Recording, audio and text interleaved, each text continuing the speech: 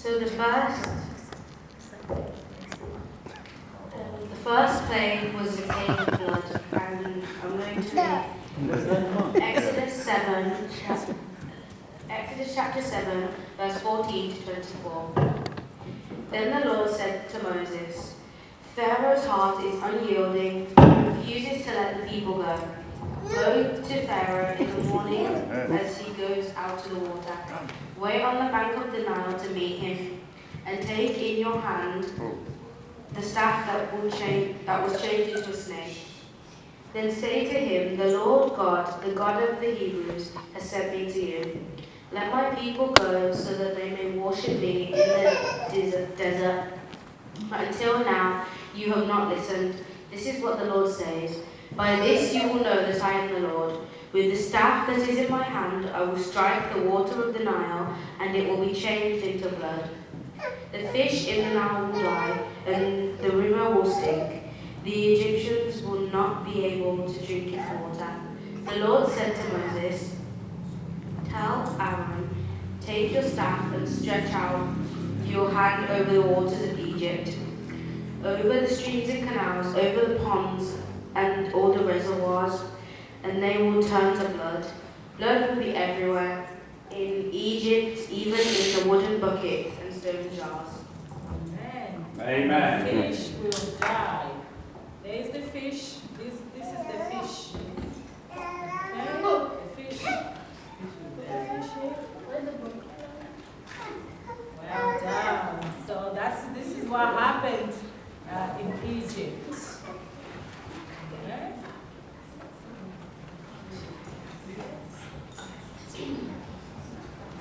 Okay? The next plague was frogs, and I'm going to be reading from Exodus chapter 8. 7 days passed. 7 days passed after the Lord struck the Nile. Then the Lord said to Moses, Go to Pharaoh and say to him, This is what the Lord says, Let my people go, so that they may worship me. If you refuse to let them go, I will plague your whole country with frogs. The Nile will teem with frogs. They will come up into your palace and your bedroom and onto your bed, into the houses of your officials and on your people, and into your ovens and kneading troughs. The frogs will go up and on you, and your people and your officials. And we've got some frogs over here.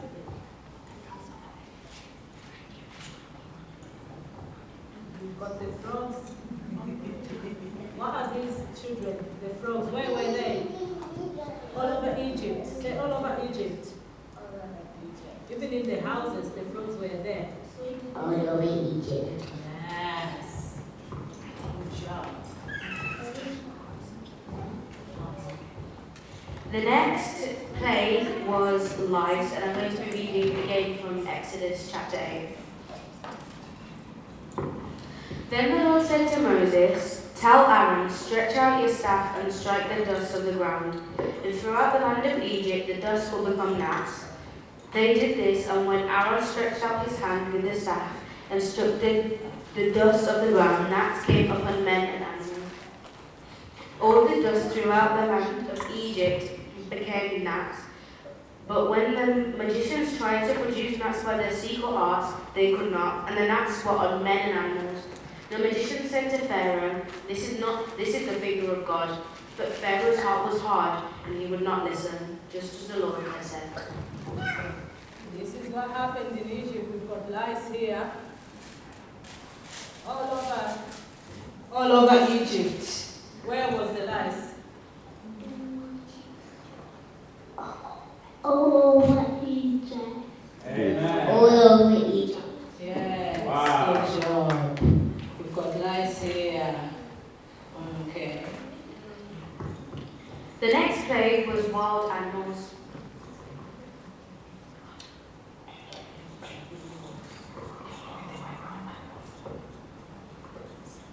Then the Lord said to Moses, Get up early in the morning and confront Pharaoh as he goes to the water and says to him, This is what the Lord says, Let my people go so that they may worship me. If you do not let my people go, I will send swarms of flies on you and your officials, on your people and into your houses. The houses of the Egyptians will be full of flies, and even the ground where they are. But on that day I will deal differently with the land of Goshen, where my people live. No swarms of flies will be there, so that you will know that I, the Lord, am in this land. I will make a distinction between my people and your people. This miraculous sign will occur tomorrow.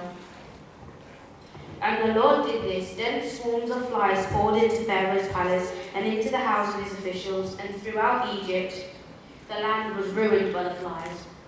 Then Pharaoh summoned Moses, and Aaron said, "Go sacrifice to your God here in the land." But Moses said that would not be right. The sacrifices we offer the Lord our God would be detestable to the Egyptians, and if we offer sacrifices that are detestable in their eyes, will they not stone us? We must take a 3-day journey into the desert to offer sacrifices to the Lord our God, as he commands us. Pharaoh said, "I will let you go to offer sacrifices to the Lord your God in the desert, but you must not go very far. Now pray for me." Moses answered, "As soon as I leave you, I will pray to the Lord, and tomorrow the flies will leave Egypt, will leave Pharaoh and his officials and his people. Only be sure that Pharaoh does not act deceitfully again by not letting the people go to offer sacrifices to the Lord." Then Moses left Pharaoh and prayed to the Lord, and the Lord did what Moses asked. The flies left Pharaoh and his officials and his people, not a fly remained. Verse 32. But this time also Pharaoh hardened his heart and would not let the people go. So we've got all the word thing that God said. The butterflies, snakes,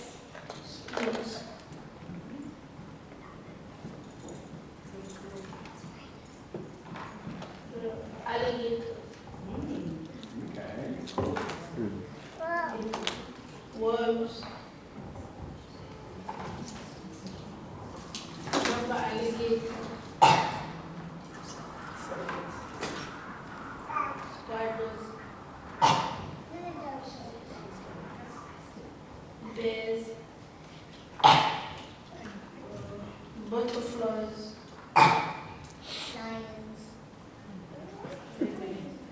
Lions. Pigs. Tigers.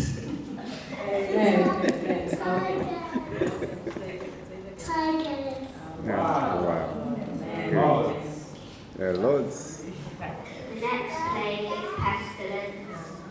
It says, "Then the Lord said to Moses, Go to Pharaoh and say to him, This is what the Lord, the God of Hebrews says.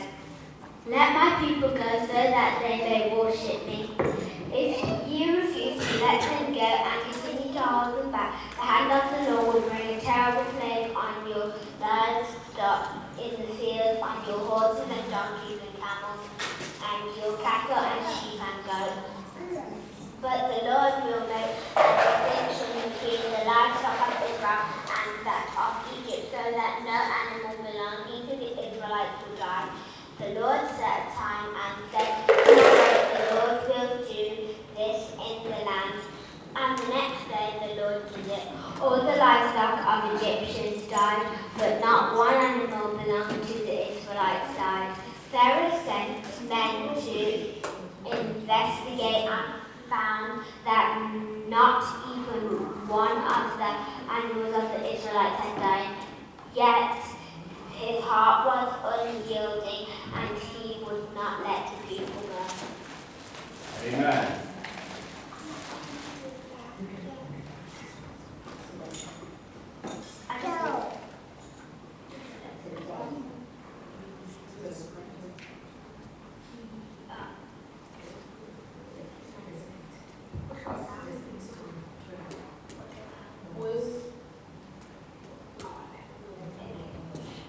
The plague of boils. Then the Lord said to Moses and Aaron, Take handfuls of fruit from a Moses tossed it in the air in the presence of Pharaoh. It will become fine just over the whole land of Egypt, and fermenting boils will break out of men and animals throughout the land. So they took fruit from a furnace and stood before Pharaoh. Moses tossed it into the air, and fermenting boils broke out on men and animals. The magicians could not stand before Moses because of the boils that were on them and on all the Egyptians. But the Lord hardened Pharaoh's heart, and he would not listen to Moses and Aaron, just as the Lord had said to Moses.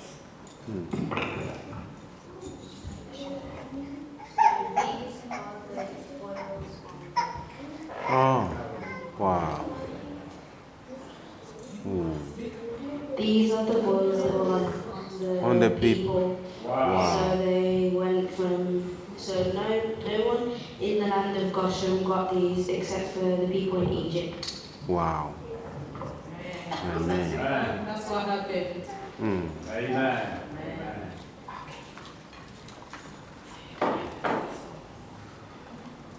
Then the Lord said to Moses, "Get up early in the morning, confront Pharaoh and say to him, This is what the Lord, the God of the Hebrews says, Let my people go so that they may worship me. But this time I will send the full force of plagues against you and against your officials and your people, so you may know that there is no one like me in all earth. For by now I could have stretched out my hand and struck you, and your people with a plague that would have whipped off the earth. But I have raised you up for this purpose, that I might show you my power, and that my name might be proclaimed in all the earth. You still set yourself against me, my people, and we will not let them go.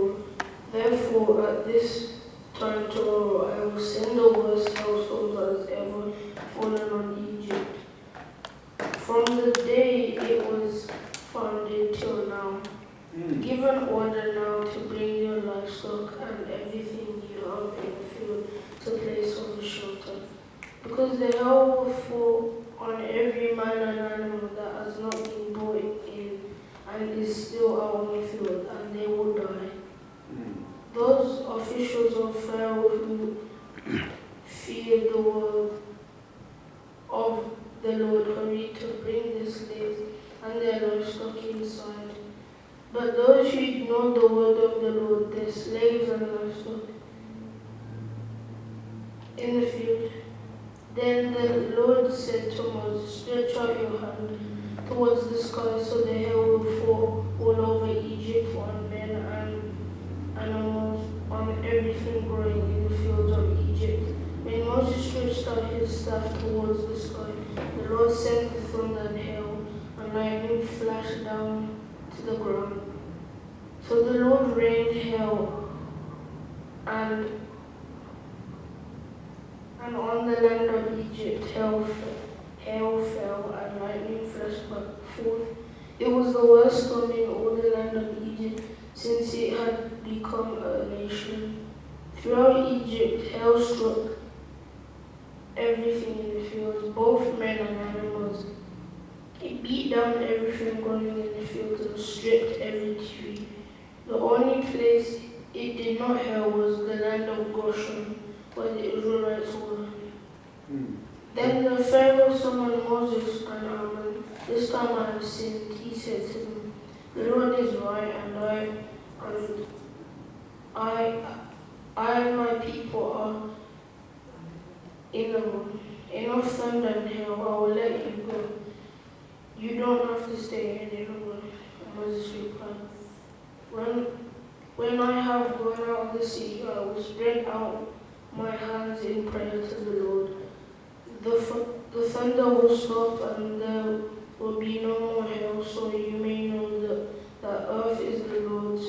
But I know you and your officials still don't fear the Lord. The flax and barley were destroyed. since the barley was in the ear of the flax was in bloom. The wheat and spelt, however, were not destroyed because they ripened later. Then Moses left and Pharaoh went out of the city. He spread out his hands towards the Lord. The thunder and hail stopped. The rain no longer poured down the land. When Pharaoh saw that the rain and hail and thunder had stopped, he sinned again. He and his officials hardened their hearts. So Pharaoh's heart was hard, and he would not let the Israelites go, just as the Lord said through Moses. Amen. Amen. This is the heaven from Jesus. Of Egypt. Wow.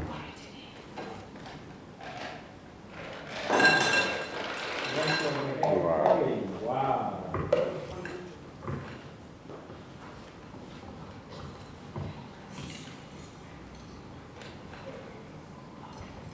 Then the Lord said to Moses, Go to Pharaoh, for I have hardened his heart and the hearts of his officials, so that I may perform these miraculous signs of mine among them, that you may tell your children and grandchildren how I dealt harshly with the Egyptians and how I performed my signs among them, and that you may know that I am the Lord. So Moses and Aaron went to Pharaoh and said to him, This is what the Lord, the God of the Hebrews says, How long will you refuse to humble yourself before me? Let my people go so that they may worship me. If you refuse to let them go, I will bring locusts into your country tomorrow. They will cover the face of the ground so that it cannot be seen. They will devour what little you have left after the hail, including every tree that is growing in your fields. They will fill your houses and those of all your officials and all the Egyptians, something never your fathers nor your forefathers have ever seen from the day they settled in this land till now. Then Moses turned and left Pharaoh. Pharaoh's officials said to him, How long will this man be a snare to us? Let the people go so that they may worship the Lord their God. Do you not yet realize that Egypt is ruined? Then Moses and Aaron were brought back to Pharaoh. Go